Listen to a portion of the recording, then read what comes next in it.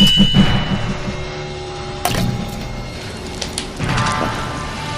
っか。もうお前にしてやれるのは死だけだ。Yeah, guys, I'm just to tell you one thing. Whoever said animation was easy has probably never picked up a pen before. And even though I know about the intricacies of animation, with what? You animated a 3 minutes video. How long did it take you? 30 minutes? AI? Oh man. Does that mean animation is easy?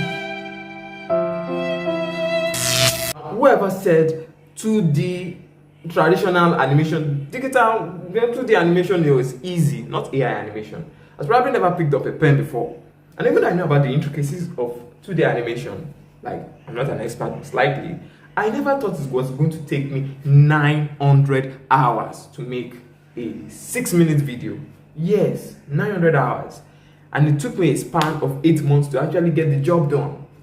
And now today I want to share with you the behind the scenes of that process and how something that started as fun ended up being not so rewarding.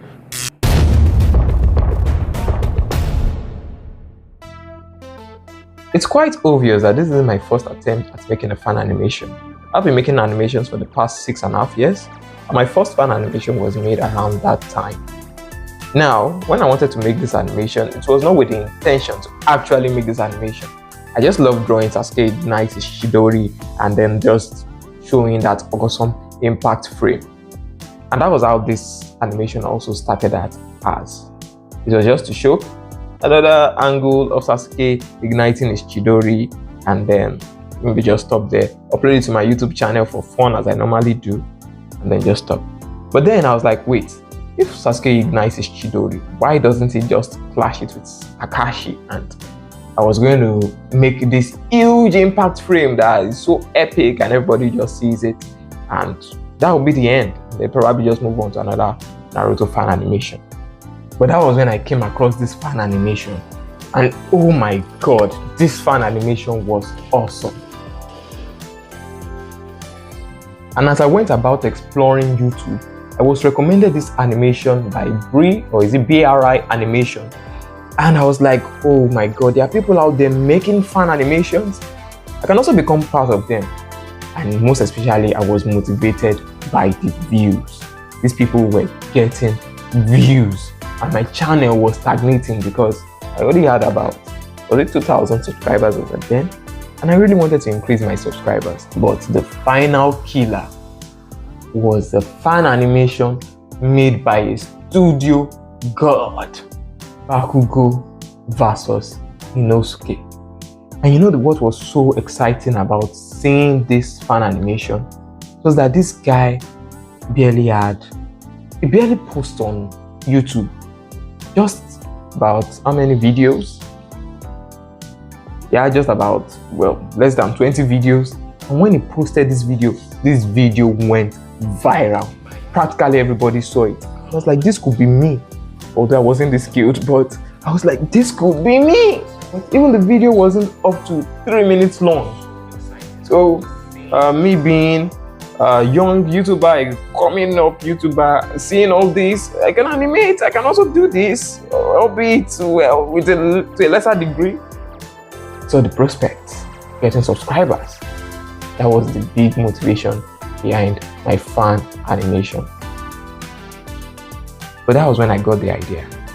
Sasuke and Kakashi actually fought.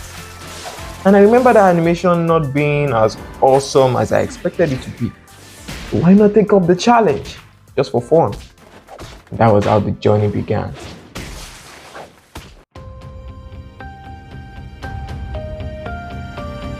So I went online, I started looking for references of Kakashi and Sasuke, and then I stumbled across this image, and this was the image that I was going to use as my reference.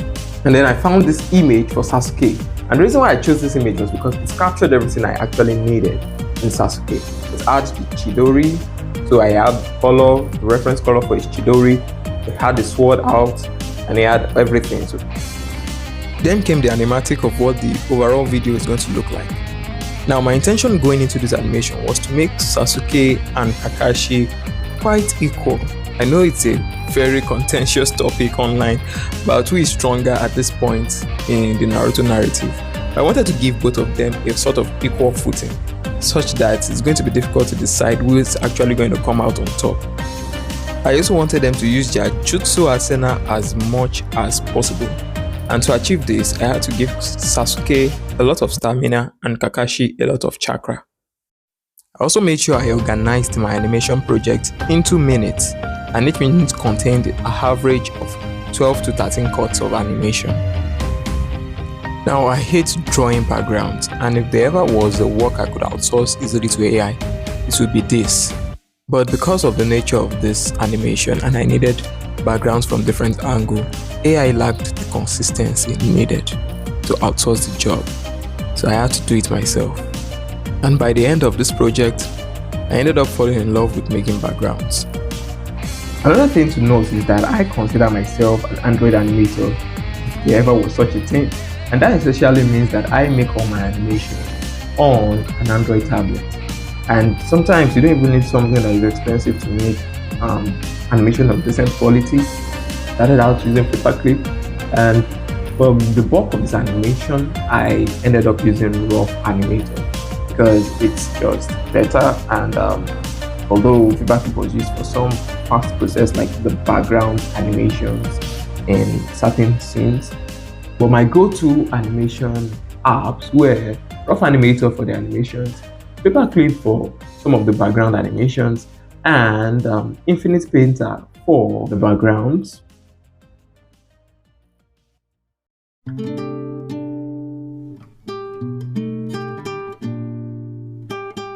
Now, before embarking on the journey to make this project, I had a difficult choice to make between using Flipperclip as my main animation app or Rough Animator.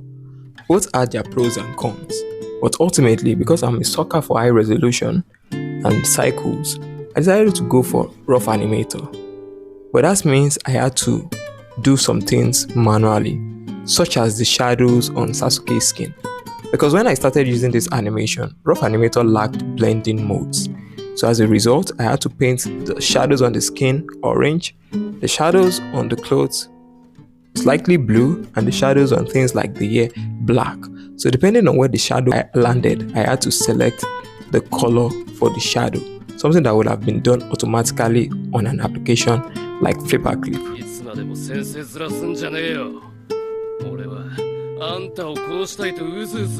Lip syncing was a part of the animation process that I found a little bit cumbersome. For one, it is lip syncing, and the other reason is that I don't speak Japanese. But in my efforts to be as accurate as possible, I literally mastered every line that I lip synced.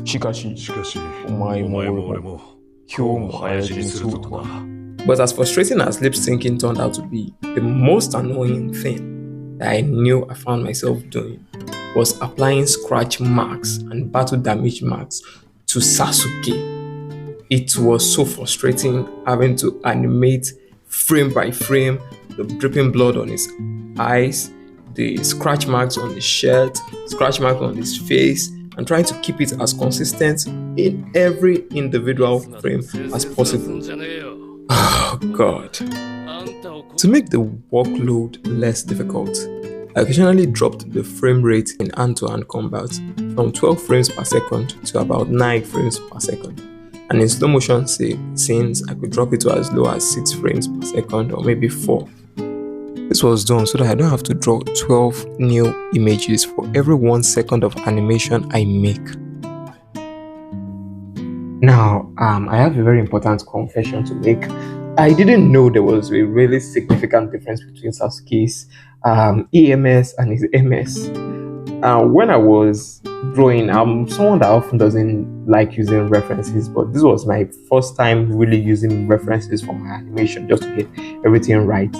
I just went ahead and just used Sasuke's EMS despite him not having EMS at this point in the battle, because I thought the eyes just looked cooler, and I failed to note the significance of the difference of the heights. Like I knew Sasuke had both heights, but somehow I just had this fog that I couldn't distinguish between the two. So I ended up just flip-flopping between his MS and his EMS until later in the video when I just had to outrightly scrap it. But I couldn't go back and start readjusting every part where I showed the EMS. So I just had to roll along with it.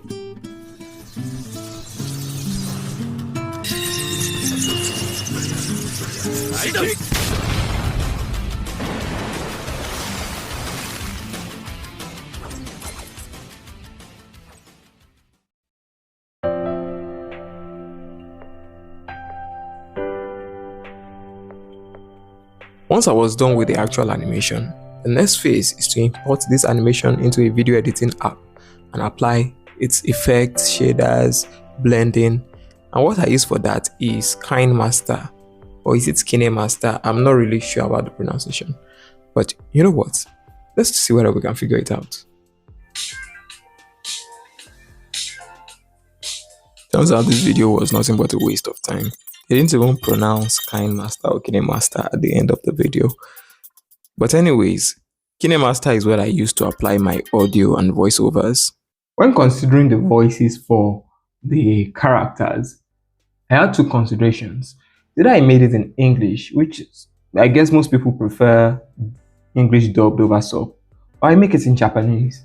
And the answer was pretty straightforward for me because I knew I was going to introduce new lines that the characters never said into the fan animation, and it's very easy for me to just use Japanese because most of you don't speak it, and just add the subtitles. As long as the inflections are close enough, it conveys this feeling. Now, I also briefly considered making this part with AI, but to be honest, I'm not too impressed with AI voices. Sometimes they sound so robotic, and then choosing Japanese is not a difficult choice. And then I went online to YouTube to see if I have sources for Japanese voiceovers. And lucky enough for me, I found this channel that uploaded Kakashi's voiceovers in Jump Force. And let's take a look at it. I had the whole 60 minutes of Kakashi's voiceover.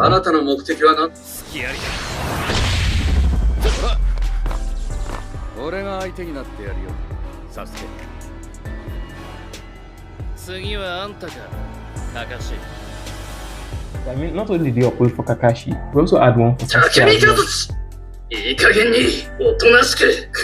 Now, I'll be honest with you, I couldn't find everything I needed for my own fan animation in this part because even though I know I was going to invent some lines, I like to use a line that is as close to what I'm saying as possible so that it doesn't outrightly feel like as if I'm just putting nonsense.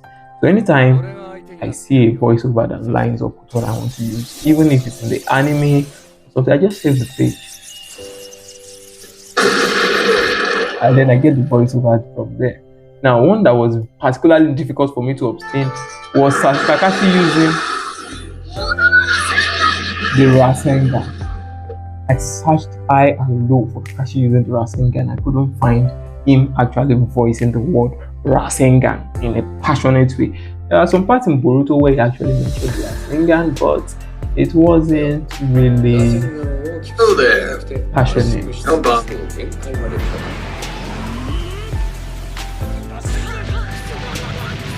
In the end, I could only get the voiceover of Kakashi calling out the Rasengan from a really old Naruto game.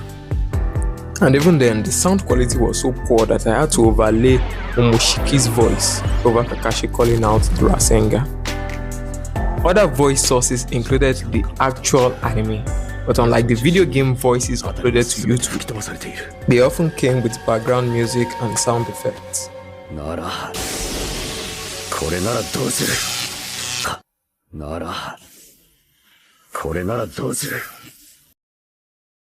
So how do I get my own voiceovers to be this clean? Well, this is the part where CapCut came in. By using the isolate voice feature on the CapCut app, I was able to get crisp version of the voiceovers that were in the anime without any of the backgrounds or the sound effects. So it's really nice having tools like this. Now that all the essential animation was done, The last thing to add was the background music. And to do this, I had to look for epic Naruto themed music that were also copyright free because I didn't want it to be copyright claimed. As much as I was also concerned about the viewers going up, I also wanted to kind of monetize my channel because I was already on the way there. And if this video blew up, I was actually on my way to making cash from YouTube. And so I posted it, waiting for a very epic and awesome response. And what I got was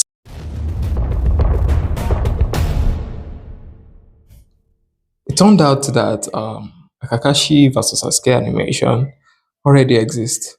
And you know the funny thing is that animation was way longer than whatever I had made. Like it was about 10 minutes long, and the animation was like years ago.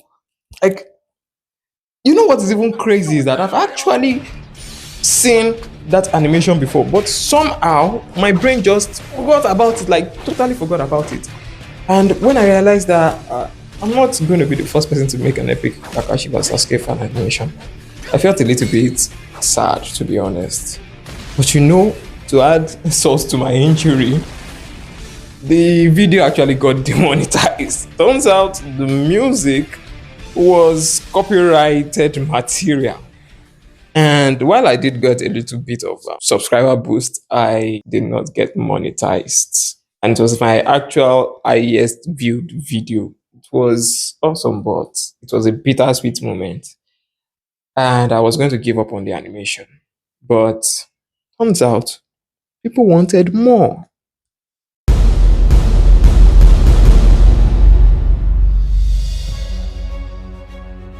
Now, to be honest, this post sounded a little bit crazy to me because you guys just watch a grown man waste 4 months working on a 3-minute fan animation and you want more?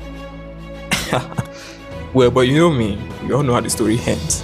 I had to do it just for the pure love of the game. Not about the profits, it's not about any of it. It's about sending a message that one of the best fan animators is out there. I wish. And just like that, I returned back to the drawing board using pretty much the same method, but this time instead of 1 to 3 minutes was minute 4, minutes 5, minutes 6. Break it down into 1 minute of animation, make the cut, get it all done. And after another, but this time it was around 6 months to be honest, but I just approximated it back to 4 months because I was so busy handling commissions in between and trying to make ends meet. I finally got it done. But this time around, I encountered another problem. But you see, it wasn't all doom and gloom. Something good did actually come that actually favored the second part of the animation. And that was the new update that Rough Animator got, which came in with blending modes, meaning I don't have to shade my shadows with different colors, and with masking to layers. Meaning that it's easy for me to achieve the effect of Sasuke's Susanoo without going through the hard work I did in the first part of the video. Now, in order to achieve the effect of Sasuke's Susanoo, I had to look for a stock footage of something that appeared like the flames of the Susanoo, duplicate those stock footage into 4 pieces and spread them out so that they can look smaller and wider over the screen, adjust the color to make it look more purplish, mask the Susanoo in my animation layer, import the video of the stock footage I just made, mask it to the Susanoo layer so that it doesn't exceed other parts of the screen, and apply a blending mode so that it can actually stand out, followed by adjusting the transparency because the Susanoo is not opaque, it's a little bit transparent. And the result was spectacular, just what I wanted. I even went back to reanimate a scene that I had completed because I wanted my Susanoo to look perfect. And after another additional 4 months of animating, the work was done.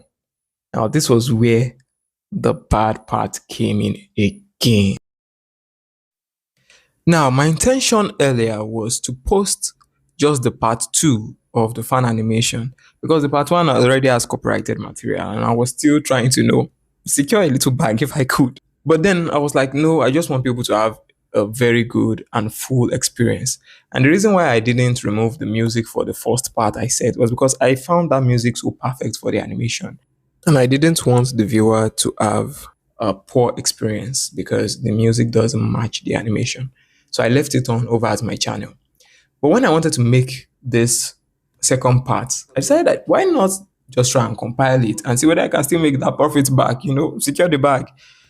And unknown to me, I had already deleted those files, like the raw files containing just the fan animation without the background music. So the file I actually had on my tablet was actually the animation file with the background music. And all this happened because I was trying to save space. Like, yeah, means I have to start animating it one by one again, adding the sound effects, adding the voice, adding the subtitles. And it was crazy. I didn't want to go through that stress again, but I just had to.